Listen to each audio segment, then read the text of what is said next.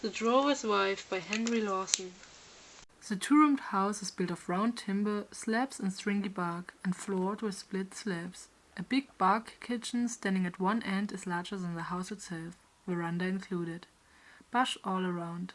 Bush with no horizon, for the country is flat. No ranges in the distance.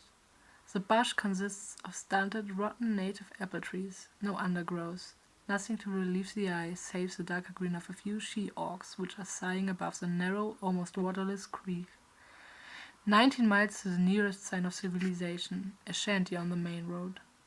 The drover, an ex-squatter, is away with sheep. His wife and children are left here alone. 4 ragged, dried-up-looking children are playing about the house.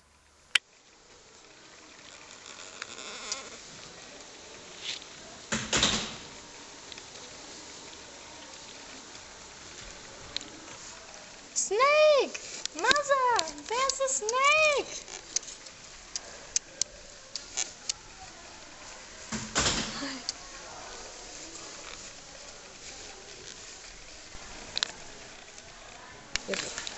Where is it? Here, gone into the wood heap. Stop there, Mother. I can have him. Stand back. I have the beggar. Tommy, come here, or you'll be bit. Come here at once when I tell you, you little rat. Carrying a stick bigger than himself, he yells triumphantly. There it goes, under the house. The dog rushes after the snake.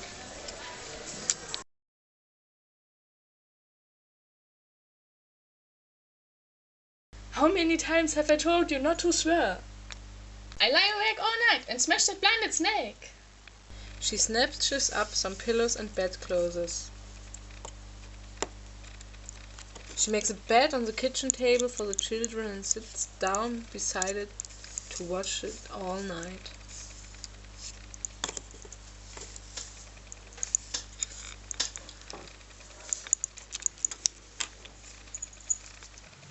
Will you wake me if the snake comes out?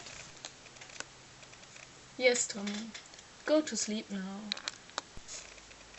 From time to time she glances round the floor and wall plate, and whenever she hears a noise she reaches for the stick.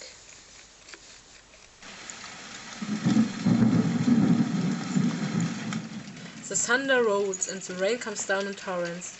Alligator lies at full length on the floor, with his eyes turned towards the partition. She knows by this that the snake is here. While she sits there, some memories flow through her mind. She fought a bushfire once while her husband was away. The grass was long and very dry, and the fire threatened to burn her out. She put on an old pair of her husband's trousers and beat out the flames with a green bow, till great drops of soupy perspiration stood out on her forehead and ran in streaks down her blackened arms. Tommy worked like a little hero by her side, but the terrified baby howled lustily for his mommy. She sings how she fought a flood during her husband's absence. She stood for hours in the drenching downpour and dug an overflow gutter to save the dam across the creek, but she could not save it. There are things that a bushwoman cannot do. Next morning the dam was broken, and her heart was nearly broken too. The result of years of labor swept away. She cried then.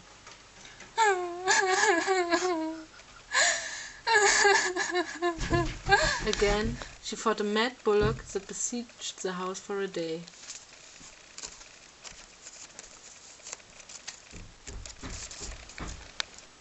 She made bullets and fired at him with an old shotgun.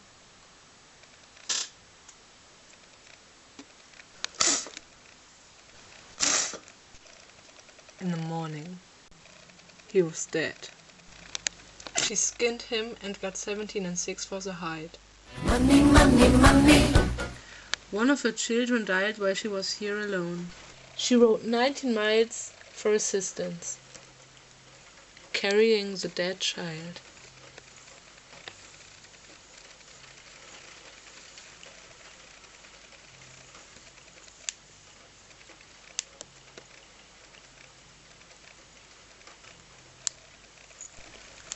All days are much the same for her, but on Sunday afternoon she dresses herself, tidies the children, and goes for a lonely walk on Sunday.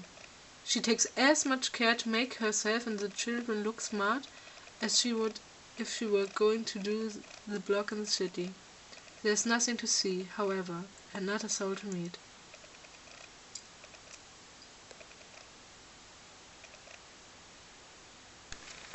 She has few pleasures to think of as she sits here alone by the fire, on guard against the snake. The hair on the back of his neck begins to bristle, and the battle light in his yellow eyes. She knows what this means, and lays her hand on the stick. The snake comes slowly out, and moves his head up and down. The dog stands still, and the woman sits as one fascinated. The snake comes out a foot further. She lifts her stick, and the reptile is suddenly aware of danger. Alligator springs, and his jaws come together with a snap. He misses. He snaps again as the tail comes round. He has the snake now and tucks it out 18 inches. The head rises to dart about, but the dog has an enemy right there, close to the neck. He shakes the snake, and Tommy wakes up.